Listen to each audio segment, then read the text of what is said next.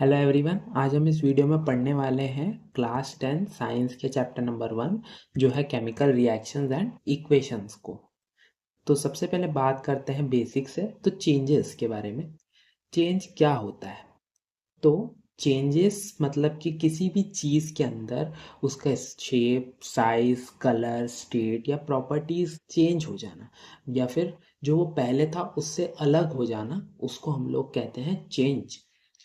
और चेंजेस दो टाइप के हैं। फिजिकल चेंज, सबसे पहले बात करते हैं फिजिकल चेंजेस की। तो वो होते हैं भाई चेंजेस जिनको हम लोग रिवर्स कर सकते हैं, जिसमें कोई भी नया सब्सटेंस फॉर्म नहीं होगा, जैसे कि freezing of water.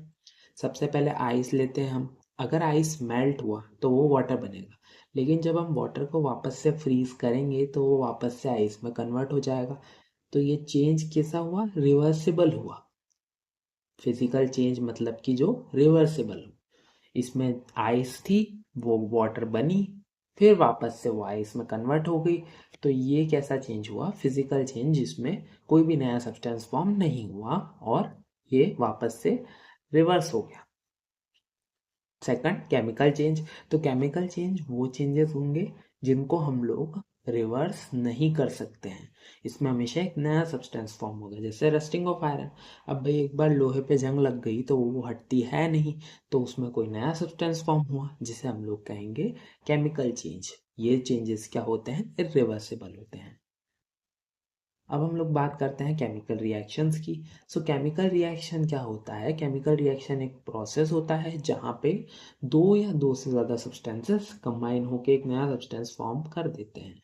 For example, sodium plus water मिलके बनाएंगे sodium hydroxide, plus release of hydrogen gas भी होगा यहाँ।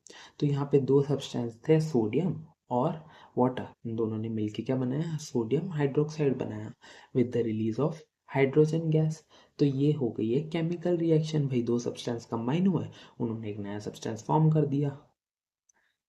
तो जो भी चीज़ें आप देख रहे हो, ये केमिकल इक्वेशन लिखी थी, इसके जो भी चीज़ें लेफ्ट हैंड साइड में है उनको हम लोग क्या टर्म कहते हैं? रिएक्टेंट्स।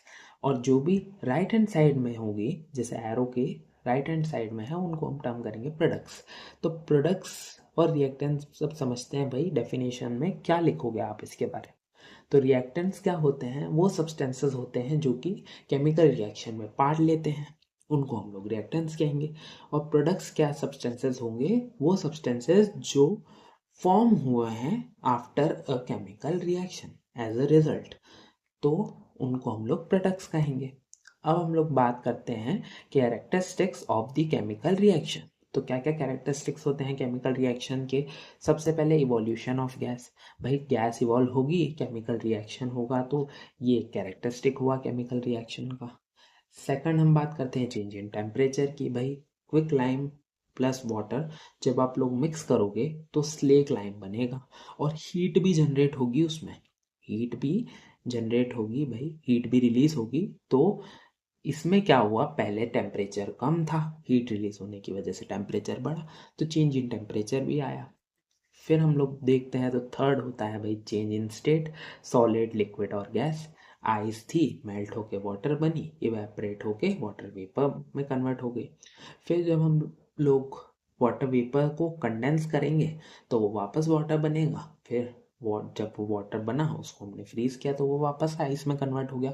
तो भाई चेंजेस इन स्टेट हुआ, पहले सॉलिड, लिक्विड, फिर गैस से लिक्विड, देन सॉलिड। तो इसको हम लोग कहते हैं चेंज इन स्टेट, और ये हो रहा है केमिकल रिएक्शंस में।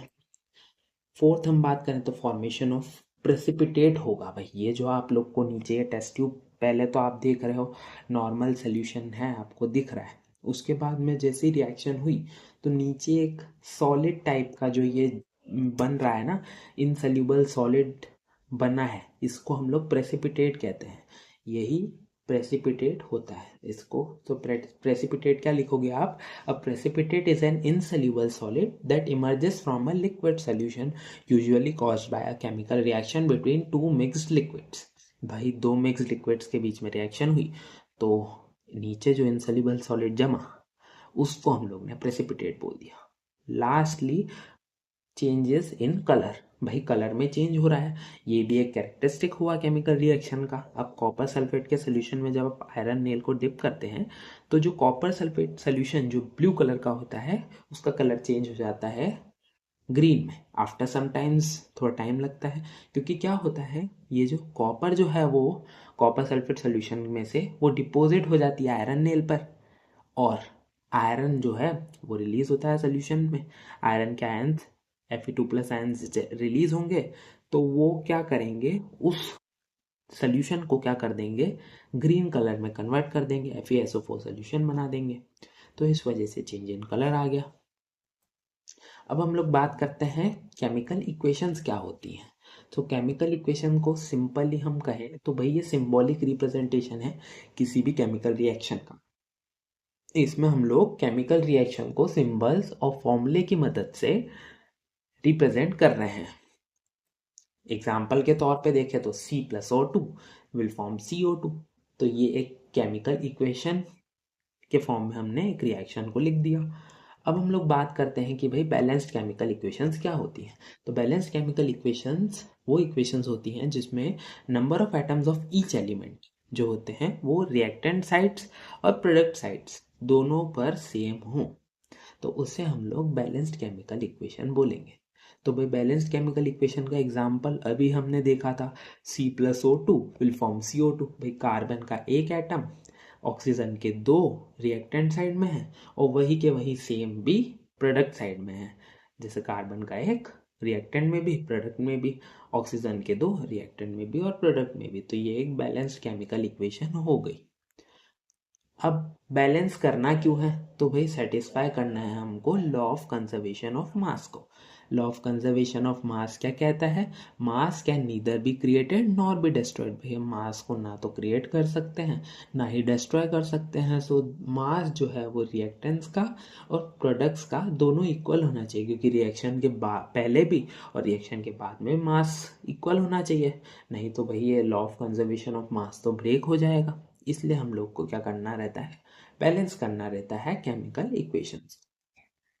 अब हम लोग बात करते हैं भाई बैलेंस करेंगे कैसे केमिकल इक्वेशन को। तो आसान तरीके से हम लोग इस चीज को भी यहाँ पे समझते हैं। तो सबसे पहले क्या करेंगे, अनबैलेंस्ड इक्वेशन को हम लोग राइट डाउन करेंगे। अनबैलेंस्ड इक्वेशन लिख दी, Fe+H2O will give out Fe2O3 plus hydrogen gas. तो ये हम लोग ने लिख दिया। अब ये इक्वेशन तो हमने लिख दी, अनबैलेंस थी। अगली स्टेप में हम लोग क्या करेंगे, इस हर एक एटम पे एलिमेंट को, हर एक एलिमेंट के एटम को चेक करेंगे, नंबर ऑफ एटम्स भाई प्रोडक्ट्स में और रिएक्टेंट्स में इक्वल है या नहीं। अगर वो इक्वल है तो वो तो बैलेंस हो गई, अगर नहीं है तो हम लोग क्या करेंगे, एक टेबल के फॉर्मेट में ऐसे रिप्रेजेंट कर देंगे। तो एलिमेंट लिख दिया हम लोग ने, नंबर ऑफ एटम्स रिएक्टेंट्स में कितने हैं वो लिख दिया, और नंबर ऑफ एटम्स प्रोडक्ट्स में कितने हैं वो लिख दिया। तो इस इक्वेशन में हम देखेंगे तो ये अनबैलेंस थी। आयरन के जो एटम्स थे रिएक्टेंट में एक था, प्रोडक्ट में दो थे। हाइड्रोजन के दोनों साइड सेम थे 2 2, और ऑक्सीजन के देखेंगे तो भाई रिएक्टेंट में एक था लेकिन प्रोडक्ट साइड में तीन थे। तो ये अनबैलेंस्ड केमिकल इक्वेशन थी। तो इसको हम लोग ने लिखा टेबल के फॉर्मेट में। अब थर्ड स्टेप पे क्या करेंगे, हम लोग बैलेंस करेंगे एटम्स को। अब बैलेंस करने के लिए क्या करेंगे, सबसे पहले एक एक करके हम लोग सब एलिमेंट्स को बैलेंस करने की कोशिश करेंगे। तो इसमें देखो आप, इस इक्वेशन में आयरन जो है वो एक है रिएक्टेंट में, प्रोडक्ट में है दो। तो भाई रिएक्टेंट में क्या कर देंगे, उसको दो कर देंगे तो वो बैलेंस हो जाएगा। तो हम लोग ने क्या किया, मल्टीप्लाइड बाय 2 कर दिया रिएक्टेंट साइड में, और प्रोडक्ट साइड में तो दो है ही, तो ये बैलेंस हो जाएगा। तो 2Fe+H2O, ये बन गया Fe2O3 प्लस H2। अब भी क्या है, आयरन और हाइड्रोजन तो बैलेंस हुए हैं लेकिन ऑक्सीजन नहीं हुआ, तो ऑक्सीजन को हम लोग बैलेंस करेंगे। ऑक्सीजन देखो एक है रिएक्टेंट में, प्रोडक्ट में है तीन। तो अब हम लोग क्या करेंगे, ऑक्सीजन को बैलेंस करेंगे। ऑक्सीजन को बैलेंस करने के लिए अपन लोग क्या करेंगे, अब भाई खाली ऑक्सीजन के तो लिख नहीं सकते, इसमें हम लोग को मल्टीप्लाई करना पड़ता है। तो H2O से हम लोग इसको मल्टीप्लाई करेंगे। किस H2O से मल्टीप्लाई कितना करना पड़ेगा, भाई ऑक्सीजन एक है, H2O के एक मॉलिक्यूल में एक आएगा ऑक्सीजन, और वहां पर Fe2O3 में है भाई तीन, ऑक्सीजन तीन है, प्रोडक्ट में 3 है, रिएक्टेंट में 1 है, तो 3 से H2O को मल्टीप्लाई कर दो तो अपना ऑक्सीजन तो बराबर हो जाएंगे।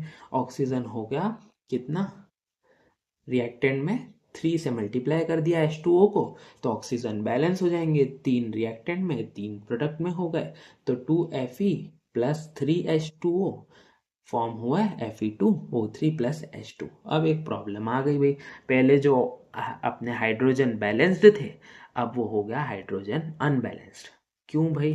क्योंकि हम लोग ने जैसे ही इसको मल्टीप्लाई किया 3 से H2O को, तो भाई हाइड्रोजन का काउंट जो है 3 मल्टीप्लाइड बाय 2 हो गया 6, रिएक्टेंट में 6 हो गए, प्रोडक्ट में हो गए 2। तो भाई अब प्रोडक्ट में क्या करेंगे, हाइड्रोजन वाले मॉलिक्यूल को 3 से मल्टीप्लाई कर देंगे ताकि वो हो जाए बैलेंस। जब हम लोग ऐसा करेंगे तो अपना ये हो गया बैलेंस।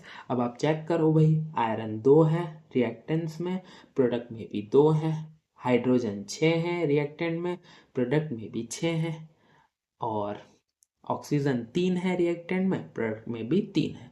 तो यहाँ से अपनी ये वाली इक्वेशन तो हो गई क्या, बैलेंस हो गई अपनी केमिकल इक्वेशन। अब हम लोग आगे बात करते हैं टाइप्स ऑफ केमिकल रिएक्शंस की। तो हमारे पास 6 कैटेगरीज हैं केमिकल रिएक्शन की, या हम कह लो 6 टाइप्स में हम लोग ने अभी इसको क्लासीफाई किया है। तो सबसे पहला है combination reaction, then decomposition reaction, then displacement reaction, then double displacement reaction, then oxidation and reduction reaction, and endothermic and exothermic reactions. अब हम लोग बात करते हैं कॉम्बिनेशन रिएक्शन की। तो कॉम्बिनेशन रिएक्शन क्या होता है, जब 2 या 2 से ज़्यादा रिएक्टेंट्स कंबाइन होके एक सिंगल प्रोडक्ट बना दे। तो जैसे A प्लस B, A एक रिएक्टेंट था, B दूसरा था, दोनों कंबाइन होके A भी बना दिया, वो है एक सिंगल प्रोडक्ट। एग्जाम्पल देखो तो भाई हाइड्रोजन और ऑक्सीजन ने मिल करके वाटर बना दिया, फॉर्मेशन ऑफ वाटर एक कॉम्बिनेशन रिएक्शन हो गई। अब हम लोग बात करते हैं डिकम्पोजिशन रिएक्शन की। तो डिकम्पोजिशन रिएक्शन में क्या हुआ, एक सिंगल रिएक्टेंट था, वो ब्रेक हो गया 2 या 2 से ज्यादा प्रोडक्ट्स में, उसको हम लोग ने कहा डिकम्पोजिशन रिएक्शन।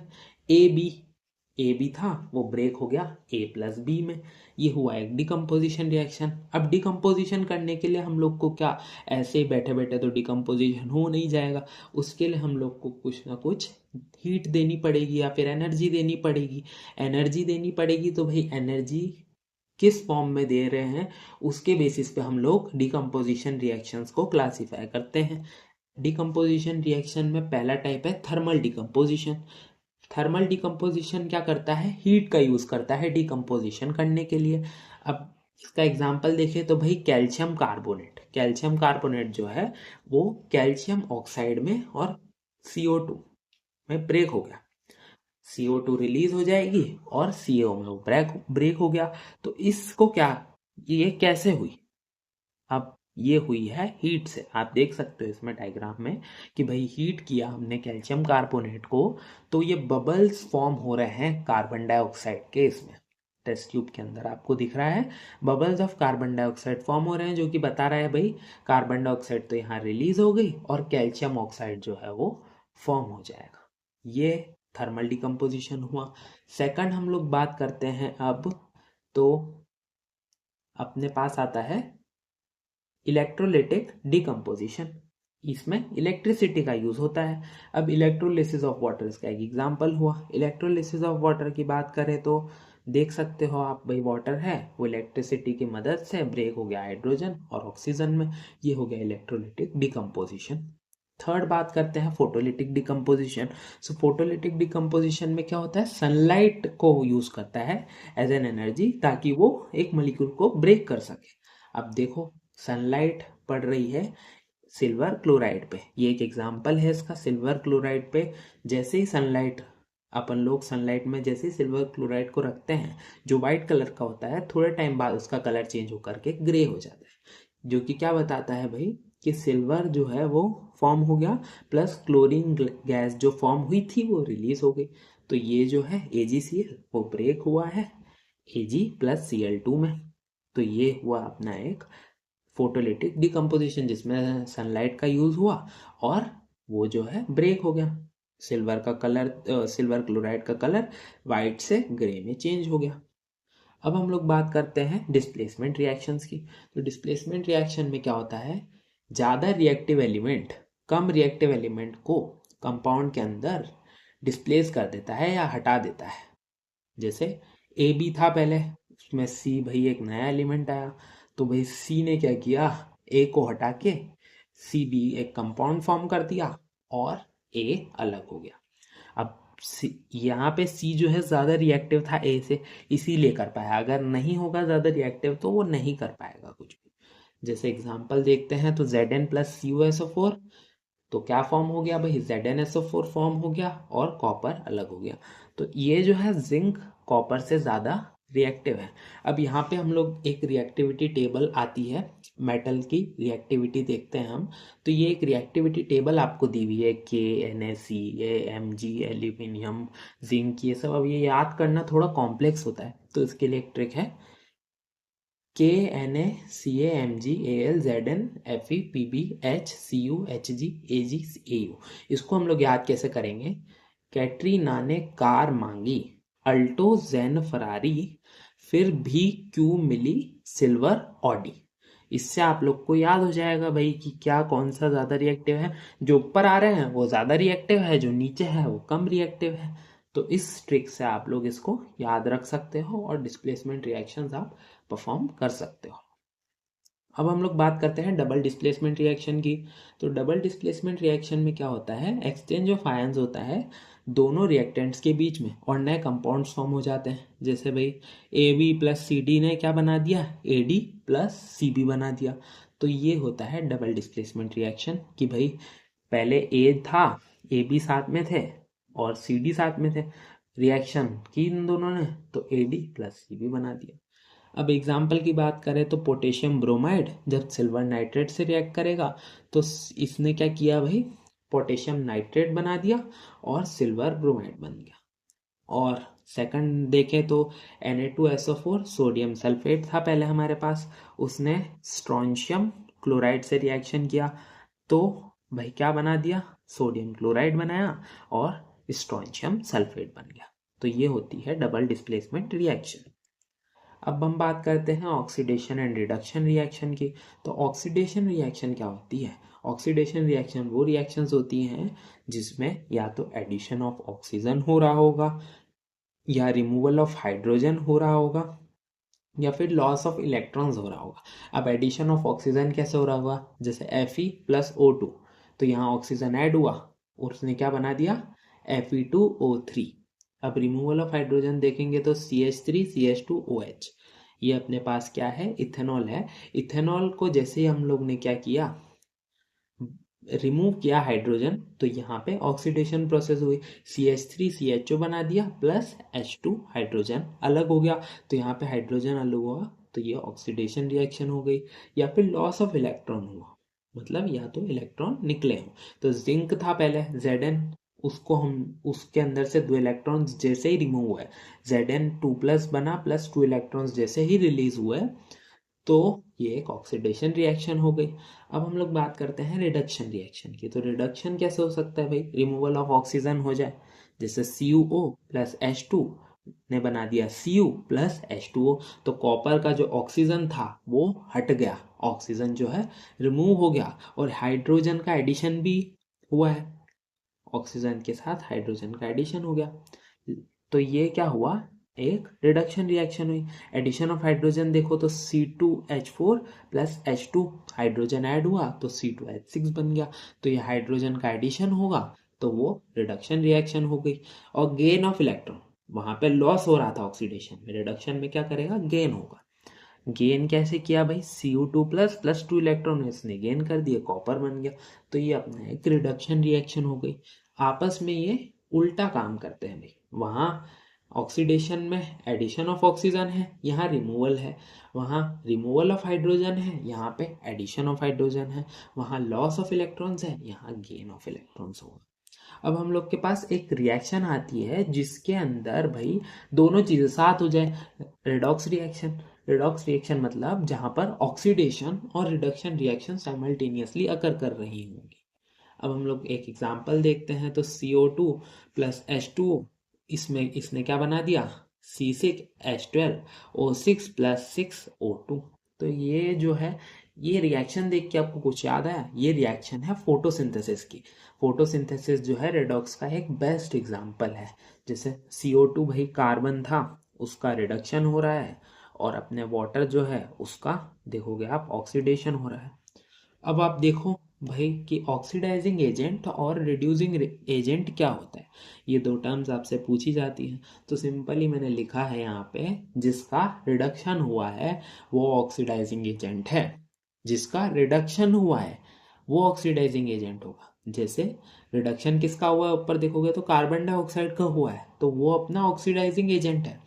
और रिड्यूसिंग एजेंट क्या है, जिसका ऑक्सीडेशन हुआ है, ऊपर आप देखोगे तो वाटर, उसका ऑक्सीडेशन हुआ है तो वो रिड्यूसिंग एजेंट है। ठीक है। अब हम लोग बात करते हैं भाई एक्सोथर्मिक एंड एंडोथर्मिक रिएक्शंस की। तो सबसे पहले एक्सोथर्मिक रिएक्शन क्या होती हैं, जिसमें हीट रिलीज होगी वो एक्सोथर्मिक, जिसमें हीट एब्जॉर्ब होगी वो एंडोथर्मिक रिएक्शन हो जाएंगी।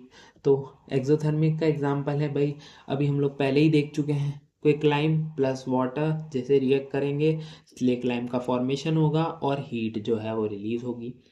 एंडोथर्मिक रिएक्शन में क्या होगा, हीट एब्जॉर्ब होगी। इसका सबसे बेस्ट एग्जांपल वापस से अपने पास फोटोसिंथेसिस की प्रोसेस आ जाएगी, क्योंकि इसमें क्या होता है, हीट जो है सनलाइट जो है एब्जॉर्ब हो रही होती है, और आप देख सकते हो 6CO2 प्लस 6H2O, इसका फोटोसिंथेसिस हुआ और ग्लूकोज का फॉर्मेशन हुआ with the release of oxygen. तो ये अपना एक एंडोथर्मिक रिएक्शन है, क्योंकि इसमें हीट एब्जॉर्ब हो रही है। अब अपन लोग बात करते हैं इफेक्ट्स ऑफ ऑक्सीडेशन की। तो हम लोग को मेनली दो इफेक्ट्स ऑफ ऑक्सीडेशन को पढ़ना है। सबसे पहला है कोरोजन और दूसरा है रेंसिडिटी। तो कोरोजन की बात करें तो कोरोजन क्या होता है, the process where metals are eaten away by action of air water and chemicals. Simply example से समझते हैं इसको। तो आप देखते हो रस्टिंग ऑफ आयरन, लोहे पे जंग लग जाती है, एक ब्राउन कलर की जो डस्ट उसकी लेयर जो उसके ऊपर चढ़ जाती है, वो रस्टिंग ऑफ आयरन एक कोरोजन हुआ, कोरोजन का एग्जाम्पल हुआ। सेकंड बात करें तो भाई सिल्वर आपके घर में होगा, चांदी जो भी आप देखोगे उसके ऊपर एक ब्लैक कलर की कोटिंग आ जाती है सिल्वर पे, और आप देखोगे तो कॉपर के ऊपर एक ग्रीन कलर की कोटिंग आती है। ये सब क्या हुआ, कोरोजन के एग्जाम्पल्स हुए, ये सब कोरोजन हुआ। अब हम लोग बात करते हैं कि इसको प्रिवेंट कैसे कर सकते हैं। तो सिंपली पेंटिंग से, भाई आप उसके ऊपर पेंट लगा दोगे तो वो एक्सपोज नहीं होगा एनवायरनमेंट से, मेटल या फिर जो भी है आपके पास मटेरियल, तो इससे क्या होगा, उसकी कोरोजन होने से प्रिवेंशन हो जाएगी। सेकंड बात करें तो ग्रीसिंग से हो जाता है।